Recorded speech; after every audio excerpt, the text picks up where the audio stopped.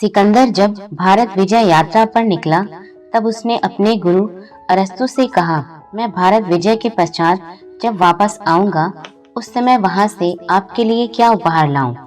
अरस्तु ने कहा, एक ज्ञानी संत। सिकंदर अपनी यात्रा पर निकल पड़ा। भारत पहुंचकर उसने सिंध प्रांत पर आक्रमण किया। उस समय वहां के राजा पोरस के सैनिकों ने बड़ी वीरता से युद्ध किया, किंतु सिकंदर पोरस को बंदी बनाने में सफल रहा। सिकंदर ने पोरस से पूछा, अब बताओ तुम्हारे साथ क्या व्यवहार करूं? पोरस ने निर्भीकता के साथ कहा, जो एक राजा दूसरे राजा के साथ करता है। सिकंदर यह बात सुनकर अचंभित हो गया और पोरस को मुक्त कर दिया। हार कर भी हार न मानने वाले राजा और उसके सैनिकों की वीरता से सिकंदर के भारत विजय का स्वप्न तो चूर हो जाता है। वह अपने देश वापस लौटने की तैयारी करता है।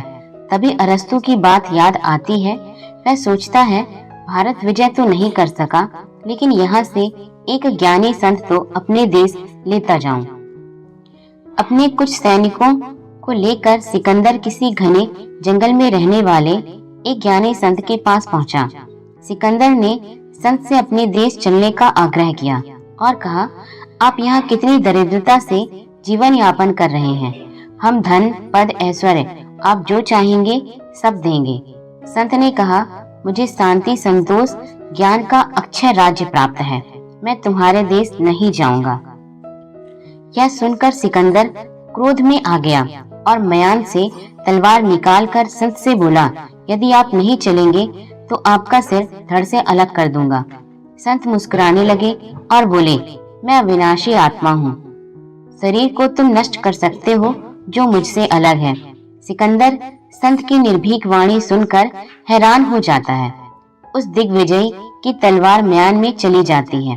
वह संत से क्षमा याचना करता हुआ प्रार्थना करता है कि मैं आपकी क्या सेवा करूं? संत ने कहा, मक्खियां बहुत परेशान करती हैं, कुछ ऐसा उपाय करो कि वे ना लगें। सिकंदर ने कहा, इन पर तो मेरा कोई वश नहीं है। संत ने कहा, तब तुम क्या कर सकते हो? तुम मक्खियों पर विजय नहीं कर सकते हो तो भूल जाओ कि तुम विश्व विजयी हो। कहा जाता है, संत की मार्मिक वाणी सुनकर सिकंदर का गर्व चूर हो जाता है। संत वाणी उसे वास्तविकता के दर्शन कराती है।